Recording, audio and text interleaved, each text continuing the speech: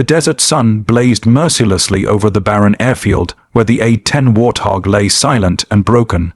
The aircraft, beloved and feared for its power and resilience, sat stubbornly on the tarmac like a wounded beast refusing to rise. Its titanium armor gleamed faintly under the heat, the twin engines lifeless. Around it, a team of Air Force technicians worked frantically, covered in sweat, frustration, and the weight of failure. The downed Warthog had returned from a close air support mission after taking heavy fire, barely making it home. But now, despite every effort, it simply wouldn't restart. For hours, the crew had replaced fuel lines, checked the ignition systems, recalibrated the APU, and even swapped entire components, but nothing worked. "Sir, we've tried everything," said Tech Sergeant Miller, shaking his head as he wiped grease from his hands. "She just won't power up." The officer in charge, Captain Reeves, frowned deeply. "That Warthog belongs in the air, not baking in the sun. Command wants it combat ready within the hour. We don't have the luxury of excuses." Another technician, frustrated, slammed his wrench on the ground. "It's like she's refusing to come back to life." The airmen shared glances. They all knew the A-10 wasn't just another aircraft, it was a legend, nicknamed the Tank Killer. It had saved countless soldiers on the ground. But right now, it was dead metal. Reeves sighed and walked a few paces away to radio headquarters. When the call ended, he returned with a strange look. "General Briggs is coming down here personally," he said quietly. The team froze. "The general, here," Miller whispered. "Sir, he hasn't been to a hangar in years." "That's right," Reeves said grimly. "He's the man who flew this very Warthog 20 years ago in combat." Moments later, the distant sound of a helicopter broke the tense silence. A UH-60 Black Hawk touched down near the field, its rotors blasting sand and dust into the air. Out stepped General Briggs, tall, broad-shouldered, his presence commanding even before he spoke. His eyes were hidden behind dark aviators, his face carved with lines of experience and battle. Every airman straightened immediately. The general didn't waste time with greetings. He strode directly to the grounded A-10, circling it slowly, his hand brushing against the fuselage as if greeting an old friend. "You've taken quite a beating, haven't you, girl?" he muttered softly. Then he turned to the team. "Tell me exactly what's wrong." Reeves stepped forward. "Sir, the engines won't restart. We've replaced the ignition modules, tested the fuel system, and rebooted the flight computer. She's completely dead." Briggs nodded, listening intently. Then, without another word, he climbed up onto the Warthog himself, ignoring the protests of the technicians. He opened the cockpit canopy and slid into the pilot's seat. His gloved hand rested gently on the throttle and control stick. "This bird saved my squad once," he said quietly, almost to himself. "I flew her through a storm of fire and smoke in Kandahar. They told me she'd never make it back, but she did."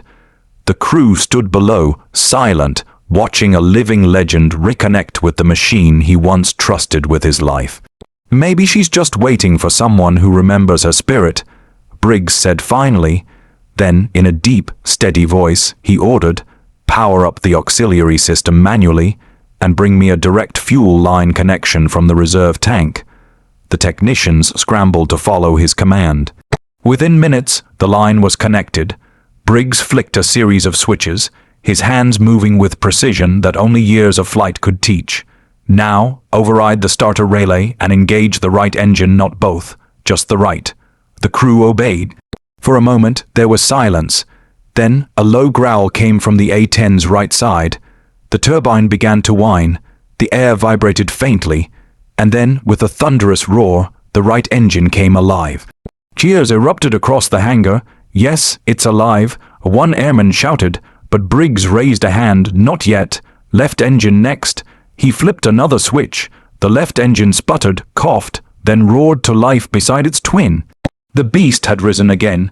The ground shook with the familiar growl of the Warthog's engines, a sound every soldier recognized and trusted.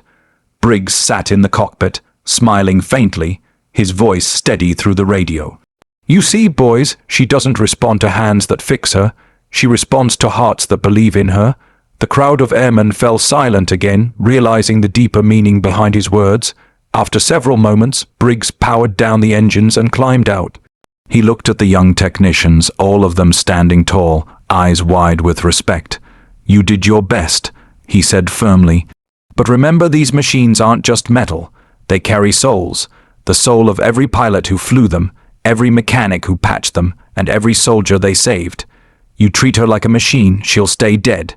You treat her like a warrior, she'll roar back to life." No one spoke. The desert wind blew softly, carrying his words across the silent airfield. Briggs placed a firm hand on Miller's shoulder. "Son, someday you'll lead a team like this. And when you do, don't forget leadership isn't about orders.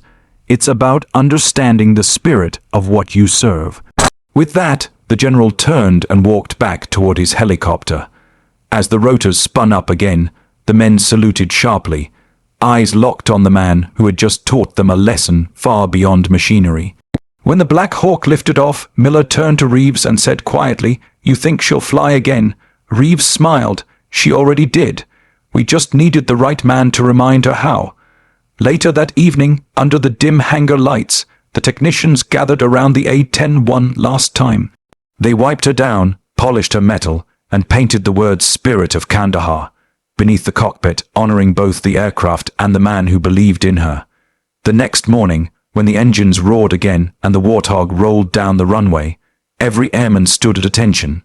As the mighty jet lifted into the dawn sky, it wasn't just a machine returning to battle. It was a symbol, a reminder that true warriors, whether man or metal, never really die. They just wait for someone brave enough to bring them back to life. The desert airfield shimmered beneath the punishing sun as a silent A-10 Warthog sat lifeless, its engines dead, its steel skin still scarred from battle.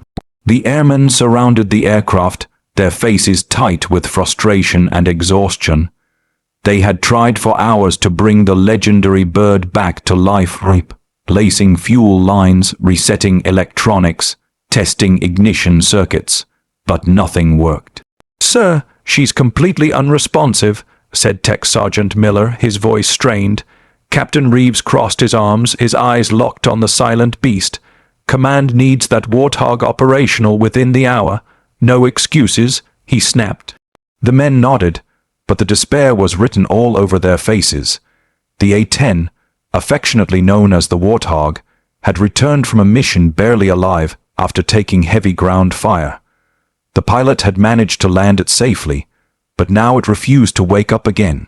To the men who worked around her, the A-10 wasn't just a plane.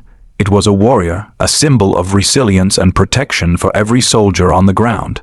But even legends, it seemed, could fall silent. The airmen checked everything again, their hands black with oil, sweat dripping from their brows, but still, the engines gave nothing. "It's like she doesn't want to wake up," Miller muttered, shaking his head. Reeves sighed deeply, frustration visible in his every move. "Then maybe someone higher up can wake her," he said, and walked away to make a call. A few minutes later, he returned with a look that startled everyone. "General Briggs is on his way." The crew froze in disbelief. The name alone carried weight. General Arthur Briggs, retired combat pilot, decorated war hero, and the man who had once flown this exact Warthog during his legendary missions 2 decades ago. "You mean the general who flew this one in Afghanistan?" asked one of the young technicians. Reeves nodded. "The very same. He said he wants to see her himself." The sound of a helicopter soon cut through the hot air. Dust spiraled across the field as a Black Hawk descended. Out stepped General Briggs, tall, steady, and commanding. His presence alone seemed to pull the heat from the air. Dressed simply in fatigues and aviator sunglasses, the man carried himself like someone who had seen the face of war and looked back without fear. Every airman straightened immediately, their eyes locked on him. Without a word, the general walked past them and approached the downed A-10. He stopped for a long moment, running his hand gently along the scarred fuselage. "She's been through hell," he said quietly. "She always did have a taste for trouble." The men watched in silence as the general climbed up the ladder and settled himself into the cockpit. His gloved hands moved over the controls as though guided by memory. "What's the situation?" he asked calmly. "Sir," Reeves began, "ignition failure, both engines offline. We've replaced all major components, even tested the fuel flow and starter circuits. She's just Dead? Briggs nodded. No, Captain, she's not dead. She's waiting. He looked over the panel, then pressed a few switches. His hands moved with precision and confidence, as if he'd never left the pilot's seat. This bird doesn't respond to hands that repair her, he murmured. She responds to those who believe in her. Then he ordered, get me a direct fuel line from the reserve tank and prepare to manually override the starter relay. Right engine first. The team scrambled to follow. Within minutes, the cables were connected and the override system armed. Ready when you are, sir, Miller called out. All right, Briggs said, his voice calm yet commanding. Now on my mark. He flipped the switches in perfect rhythm, and suddenly the right engine gave a low rumble. The air vibrated faintly. A hush fell across the field, then, like a growl from a waking giant, the engine came alive, roaring with thunderous power. Cheers erupted instantly. The airmen couldn't believe what they were seeing. She's alive, one shouted, but the general wasn't done. Left engine, he ordered firmly.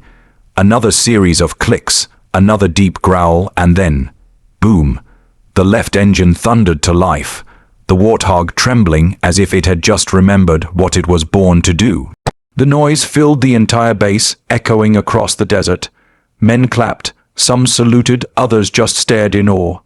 Briggs sat quietly for a moment, both engines humming in perfect harmony. Then he powered them down and climbed out. When he reached the ground, the airmen surrounded him, still in disbelief.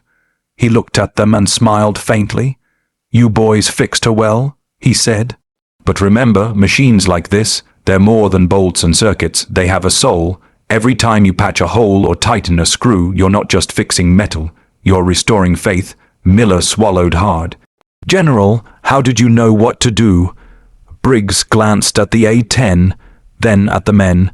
Because she's not just any plane, he said softly.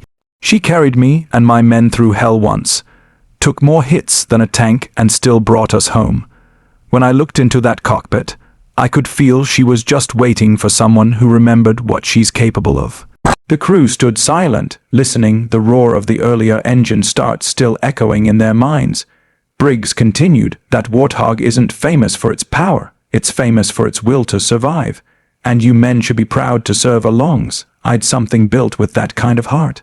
He paused, looking each of them in the eye, and one more thing. Never forget this lesson. Leadership isn't about giving orders, it's about understanding what you're responsible for, whether it's men or machines. With that, he turned toward his helicopter. As he walked away, the airmen instinctively saluted. The Black Hawk lifted off, carrying the general into the sunset. The dust settled once more over the airfield, but something had changed. The Warthog stood there like a warrior reborn. That night, under the glow of hangar lights, the airmen worked silently to clean her, repaint her markings, and stenciled new words beneath the cockpit. Spirit of the General. The next morning, when the engines roared again and the A-10 rolled across the runway, the airmen stood shoulder to shoulder, watching in silence. As the beast lifted into the dawn sky, its mighty engines echoing through the desert, they all knew it was more than just an aircraft taking flight. It was a spirit rising once again, carrying the courage, memory, and soul of those who had believed in it. The Warthog had returned to the sky, and with it, so had the pride of every man who had ever called themselves an airman.